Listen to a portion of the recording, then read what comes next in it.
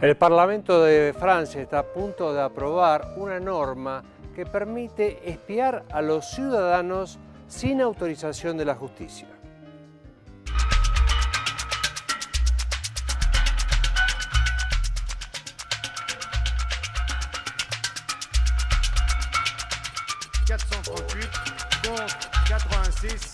L'Assemblée nationale a adopté.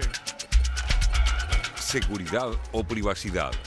Ese es el dilema que las democracias occidentales plantean a sus ciudadanos, asegurándoles que no se puede tener ambas cosas al mismo tiempo.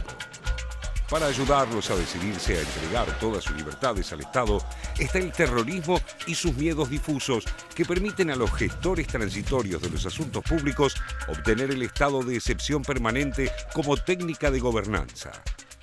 Es el mismo escenario observado en los Estados Unidos a consecuencia de los atentados del 11 de septiembre de 2001, donde los ataques posibilitaron la aprobación por amplia mayoría en ambas cámaras del Congreso de las denominadas leyes Patriota 1 y 2, que legalizaron la violación de derechos civiles y constitucionales. Esta controvertida legislación habilita a las agencias de inteligencia y seguridad a ejecutar, sin necesidad de orden judicial, seguimientos de individuos, escuchas telefónicas, acceso a correos electrónicos, registros financieros y bancarios, gastos de tarjeta de crédito y pedidos de libros en bibliotecas públicas de cualquier ciudadano estadounidense o extranjero que sea considerado sospechoso de actividades contra la seguridad nacional de los Estados Unidos. También a realizar registros de viviendas o negocios sin que sus dueños lo sepan y detenciones indefinidas de personas sin que medien cargos judiciales. Francia sigue ahora un camino muy similar y el argumento oficial para acallar a los críticos son los atentados cometidos por ciudadanos franceses convertidos al integrismo islámico en enero de 2015 contra el semanario satírico Charlie Hebdo y un supermercado kosher de Port-de-Vincennes, ambos en París con un saldo de 17 muertos. La nueva ley, impulsada por el gobierno del presidente socialista François Hollande, fue aprobada por una larga mayoría de diputados de la Asamblea Nacional y autoriza a las agencias de inteligencia francesa a realizar escuchas telefónicas e intercepción de correos electrónicos y cuentas de redes sociales sin solicitar el permiso de un juez. Los legisladores oficialistas contaron con el apoyo de la centroderecha. La Unión para un Movimiento Popular del expresidente Nicolas Sarkozy respaldó sin dudarlo la iniciativa que se aprobó por 438 votos contra 86 en contra de diputados de izquierda y verdes. La normativa que ahora deberá ser analizada y votada por el Senado también obliga a las compañías proveedoras de servicios de Internet a suministrar la información que se les solicite acerca de sus clientes. Los servicios de inteligencia tendrán derecho a instalar cámaras y dispositivos de grabación en domicilios privados, así como programas que registran cada tecla presionada en una computadora bajo vigilancia en tiempo real. También tendrán acceso irrestricto a la revisión y almacenamiento de lo que se conoce como metadata, información asociada a la clasificación y búsqueda de información en Internet, así como a propiedades de documentos, sean estos de texto, imagen o sonido. Los blancos del espionaje masivo pueden ser tanto ciudadanos franceses como turistas o extranjeros de paso por Francia, y la agencia encargada de la tarea será la Dirección General de Seguridad Interior, que depende del Ministerio del Interior y tiene como funciones el contraespionaje, contraterrorismo, prevención del cibercrimen y vigilancia de grupos y organizaciones consideradas potencialmente peligrosas. La importancia que el gobierno de Hollande le asigna a la ley puede mensurarse por el hecho de que el propio primer ministro de Francia, Manuel Valls, concurrió al Congreso para explicar sus alcances, algo poco frecuente en Francia. Que lutter contre le terrorisme nécessitait et nécessite du sang-froid, de la détermination et de la méthode. En aucun cas, à aucun moment, nous ne devons renoncer à nos traditions juridiques ni rompre l'équilibre entre les principes constitutionnels de l'ordre public et de préservation de nos libertés individuelles. Nous devons être implacables dans la lutte contre le terrorisme et implacables dans la sauvegarde des libertés qui fondent nos démocraties. Valls calificó a los poderes que otorgará la ley a los servicios de inteligencia de necesarios y proporcionados, comparándolos precisamente con la autorización de espionaje masivo de los dos Patriot Acts en Estados Unidos. Pero los organismos de derechos humanos y los sectores progresistas de Francia no creen en estas palabras. La normativa ya despertó una amplia oposición de jueces, asociaciones de abogados, empresas de tecnología y medios de comunicación, incluyendo a Gérard Viard, actual editor en jefe de Charlie Hebdo, que la consideró una ley oportunista y negativa y un error de parte del gobierno de Hollande pensarla como una respuesta adecuada a los atentados que sufrió su publicación. Et depuis les événements de Charlie, nous avons que des projets de loi ou des lois comme celle qui est en discussion au Parlement. Ça a commencé, je ne sais pas si vous vous rappelez, avec l'amendement sur le secret des affaires. Et aujourd'hui, nous avons cette loi sécuritaire et liberticide. Donc nous savions, après Charlie Hebdo, qu'il y aurait sûrement une tendance à aller vers des lois sécuritaires, à aller vers un renseignement de plus en plus poussé de la population. Et là, ben voilà, nous sommes en plein dedans. También se manifestó en contra la organización Amnesty International. Les amendements que nous aurions souhaités, bien sûr, c'est de réintroduire le fait qu'un juge doit donner son aval, mais aussi sur à la fois le champ. Aujourd'hui, le champ d'application est très large, puisque ça concerne le terrorisme, bien évidemment, mais aussi les questions économiques, les questions diplomatiques, la question des manifestations qui pourraient constituer un danger à l'ordre public. Et non seulement ce champ est large, mais en plus, il est très vaguement défini. Donc, il permet de mettre énormément de personnes justement sous surveillance. Francia está vigilando a unos 1.200 islamistas residentes en su territorio, en la mayoría de los casos ciudadanos franceses, y a unos 200 que viajaron a combatir en Siria e Irak. Por otro lado, después de los atentados, el país dispuso un fondo de 425 millones de euros para fortalecer sus programas de inteligencia y seguridad con miles de policías, espías e investigadores dedicados únicamente a prevenir ataques y atentados.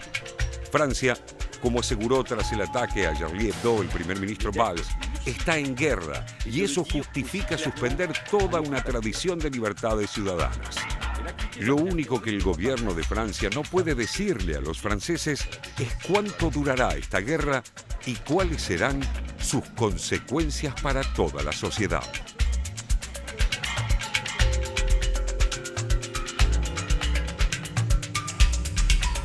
Bueno, todavía falta que el Senado de Francia decida si va o no va esta ley, pero seguramente va a pasar. Y yo creo que hay dos o tres contradicciones o dicotomías falsas que hay que analizar. Por un lado, escuchábamos al primer ministro francés, Valls, diciendo que había que buscar un balance o un equilibrio entre la protección que puede otorgar la Constitución o un gobierno y las libertades individuales. ¿Por qué tiene que ser una u otra? Me parece que es falso eso, que no tiene que protección no es necesariamente, no tiene que ser necesariamente sinónimo de vigilancia, de militarización, de control, no necesariamente. Esto es un poco a lo que nos están llevando. Y el otro, la otra falsa dicotomía es pensar también que en estos casos donde se condena un terrorismo o acciones como atentados, está siempre asociado de alguna manera al mundo islámico. Hay un matrimonio ahí también que por supuesto es falso y que hace asociar, sobre todo a los europeos, estamos hablando, a cualquier acción terrorista con el mundo islámico. Es interesante lo que decís porque justamente en estos días hay una cuestión llamada incluso en la propia prensa francesa de escándalo de espionaje que tiene que ver con Alemania espiando a empresas francesas con el tema de la venta de diferentes armamentos, caso concreto a Polonia, o sea, espiando a Airbus por una venta de helicópteros a Polonia, y lo que surge de muchos analistas es que en realidad lo que está haciendo Alemania es espiar a favor de empresas norteamericanas, concretamente la Boeing, y que esto también es muy sugestivo, que el gobierno francés le baja el tono a eso. Para no pelearse con los alemanes, le baja el tono. Entonces, claro. Es como ratificar lo que vos decís. El tema del espionaje ligado a todo lo que tenga que ver con lo musulmán, realzado Claro, a lo máximo y lo otro minimizado. En este caso está, como decís vos bien, muy focalizado al tema de lo comercial, pero yo creo que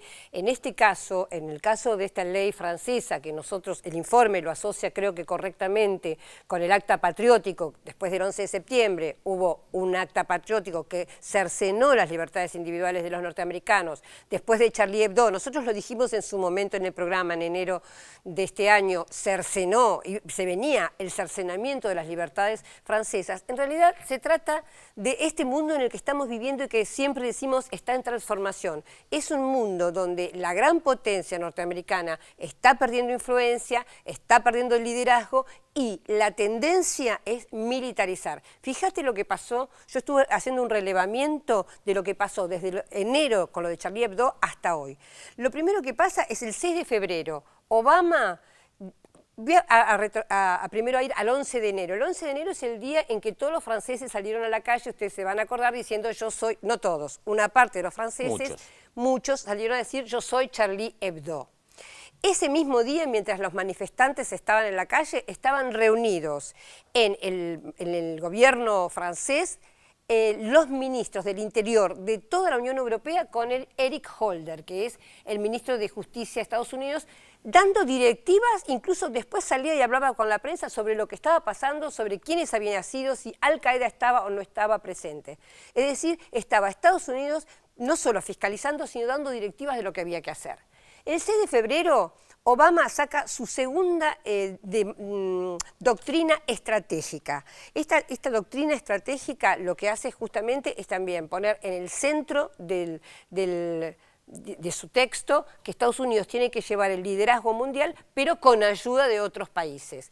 Y a través de una guerra, no una guerra convencional, como las guerras que conocemos, la Segunda Guerra Mundial, sino guerras no convencionales con estos organismos que son agencias humanitarias como la USAID, etc. El 20 de marzo, Alemania dice que va a crear una nueva unidad especial de las fuerzas de seguridad para mejorar las respuestas antiterroristas. Esta nueva agencia se llama GSG9. El 22 de marzo es España. España, tanto el PP, el Partido Popular de la derecha, como el PSOE, el Socialista Obrero Español, cerran un acuerdo contra el terrorismo yihadista con medidas que van a considerar delito, bueno, una serie de los viajes, etcétera, etcétera. Y ahora, en mayo, es Gran Bretaña la que acaba de ser reelecto el primer ministro David Cameron, ya anunció que va a adoptar como una de las primeras iniciativas medidas más duras contra los extremistas. Esto lo dijo la ministra de Interior, Theresa May, y entre estas cosas va a haber, por supuesto, cercenamiento de las libertades individuales de todos los británicos, no solamente de los musulmanes o de los extremistas o de los sospechosos. Y una clara coordinación, como vos bien señalás. Claro, entonces me parece que hay que verlo como una totalidad en un mundo donde cada vez más Estados Unidos propone a sus aliados, y por eso me parece que nosotros desde nuestra región tenemos que estar muy alertas, porque estas leyes antiterroristas, estas leyes de seguridad, estas leyes que cercenan los derechos individuales pueden llegarnos en cualquier momento a la región. Es decir, hay que tener mucho cuidado que escondido, como dice el informe, escondido detrás del peligro de un ataque o de un atentado terrorista,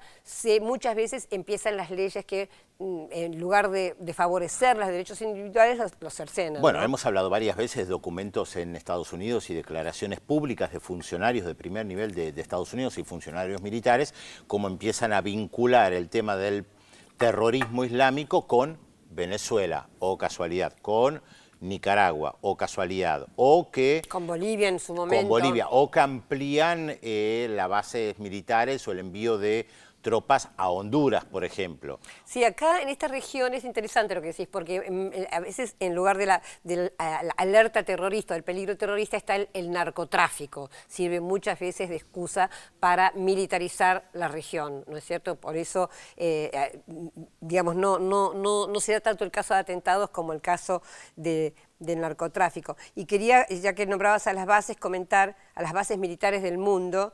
Estados Unidos acaba de elevar el alerta rojo en las bases militares de todo el globo al mismo nivel que estaban en el 11 de septiembre. O sea que hay una definitiva intención de militarizar el mundo. Yo creo que está vinculada con su debilidad y un mundo que empieza a ser cada vez más multipolar. Bueno, vos sos especialista en base, vos andás con una lupa mirando dónde hay una base de los Estados Unidos, que es muy importante, que no es solamente un ejercicio periodístico deportivo de saber dónde hay bases, sino la influencia que tienen o estos ejercicios que realizan en diferentes lugares a través de la USAID, las operaciones Medretes, como las llaman, de ayuda sanitaria, que después terminan siendo otra cosa. Ahora las que están más en el centro de la escena son las que cercan de alguna manera a China, como las de Australia. No, y otra cosa que quería, volviendo a lo de Charlie Hebdo, me gustó mucho una nota que salió en Página 12, firmada por Eduardo Febro el domingo pasado, porque cuenta lo que está pasando en Francia entre el mundo intelectual con aquel famoso Yo soy Charlie Hebdo. O sea, varios meses después miran esa escena de la gente saliendo a la calle y hay muchos intelectuales que la cuestionan. El que más la cuestiona es Emmanuel Todd.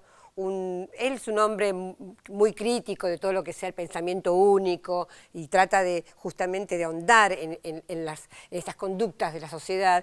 Y dice, un gran intelectual, Emmanuel Todd, y dice que salió la Francia blanca de clase media, en general católica, que en estado de zombie, dice él, en estado de zombie, a decir yo soy Charlie Hebdo, sin pensar un poco lo que estaba pasando. Y él dice, está bien que un grupo social numeroso salga a criticar algo, eso por supuesto que siempre es positivo. Ahora, cuando lo que se critica es el sector más débil y más vulnerable de la sociedad, y se lo ataca casi de una forma que es como un linchamiento, hay que ponerse a pensar lo que uno hace. Ahora, podríamos decir una de cal y una de arena, porque la de cal tiene que ver con todo este espionaje y la de arena, o la que fuera, es la visita de Holanda a Cuba para justamente manifestar otra vez que está en contra de las medidas que adoptó hace muchos años Estados Unidos, que está a favor del levantamiento del bloqueo y que además él pidió encontrarse con Fidel Castro, encuentro que efectivamente se realizó. Sí, la Unión Europea está, por supuesto, muy interesada. España fue uno de los primeros países que, en el campo del turismo, tuvo relaciones con Cuba, pero ahora es toda la Unión Europea que está muy interesada en este cambio, en esta apertura que se está dando en Cuba, ¿no? Sobre todo a partir de lo de Estados Unidos. ¿Hay ya fecha para discutir el tema de la apertura de las embajadas? Estamos hablando de acá a un mes aproximadamente. Bueno, vamos a ver qué pasa con eso. Vamos a ver. Bueno, ¿volvemos a Taylor otra vez? Vamos a Taylor. Ya lo hemos saludado, pero lo podemos saludar otra vez. Bueno, salúdeme todas las veces que quiera, Pedro. Usted sabe que yo no me enojo. Incógnita. Sí, tenemos además de la incógnita muchos mensajes que están llegando al 0800 444 1777 y 4535 0709. Silvia de Palermo, que tiene su local allí en Armenia y Paraguay. Pedro me dice, usted es el que se pelea siempre con Pedro Brigger. Y yo le digo, el que me pelea a mí es Eduardo Aliberti, en la radio. ¿Aliberti? ¿Qué dije? No me diga. Bueno, no le digo. Bueno, escúcheme, Emma de Paraná se comunicó con nosotros, dice que se corta el audio del programa allá en Paraná. Y bueno, vamos a ver qué pasa. Paula de Paso de los Libres dice que le gustaría que el programa durase más tiempo. Sandra de Parque Chá saluda al único programa internacional que nos cuenta lo que sucede en el resto del mundo, dice. Cosiuco de Avellaneda, que se comunica siempre, si podemos hacer una mención de la Nakba, Palestina. Hemos hecho, por supuesto, en el 2008 grabamos un informe especial a 60 años de la Nakba, lo pueden encontrar en YouTube, buenísimo ese informe que hicimos y que tiene que ver con la expulsión de los palestinos de su tierra, por eso lo llama la Nakba o la catástrofe. Pablo de La Rioja acertó con la incógnita, Mercedes de Ushuaia no acertó con la incógnita y Julián de La Plata dice, una nueva palabra inventó Pedro Brigger, espionando, que es, yo le digo, no, es entre investigando y espionaje, es como mi motocicleta la atropelleta, más o menos. Vio. No sé, pero veo que se aprende todos los días algo nuevo, ¿se da cuenta? Sí, enriquece el vocabulario. Pero no tenga ninguna... Es más, vamos a hacer así como, ¿se acuerda de aquel idioma que se intentó, el esperanto, que se intentó imponer en el mundo, que todos hablaran el mismo idioma y no prosperó? Pero bueno, ya lo vamos a lograr acá. ¿El esperanto? Sí. ¿Qué dije? El esperanto. 24 grados en la capital federal. Estamos hasta las 13:50, como siempre, en Visión 7 Internacional. Algunos no acertaron la incógnita, es muy fácil. Ahora cuando le diga, va a ver, hasta Pedro la va a acertar. Escuchen esto. Nuestro personaje, cuando Hitler estaba en el poder, emigró a Inglaterra y abrió un segundo estudio fotográfico. En esa época, escuche bien, se casa con un fotógrafo argentino y ¿qué hace? Y no puede dejar de venir para Buenos Aires. Instaló su estudio acá en Buenos Aires. ¿Quién es nuestro personaje? Fácil. 0800 444 1777 y 4535 0709. Nueva pausa en Visión 7 Internacional y le adelantamos los temas que vamos a desarrollar en el próximo bloque. El drama de los inmigrantes. Miles de hombres, mujeres y niños arriesgan su vida para llegar a las costas de Europa. Su precaria situación se transformó en una tragedia que dejó miles de muertos, mientras el continente se cierra aún más. Los detalles, como siempre, en Visión 7 Internacional por la TV Pública. Ya volvemos.